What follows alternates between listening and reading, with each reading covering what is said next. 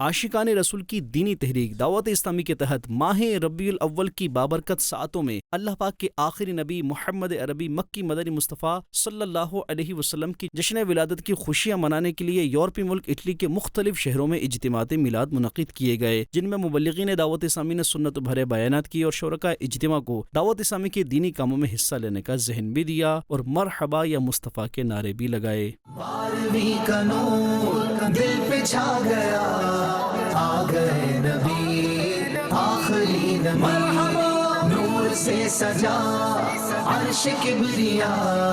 آ گئے نبی آخری نبی، مرحبا کیوں 12ویں پہ ہے سبھی کو پیار آ گیا،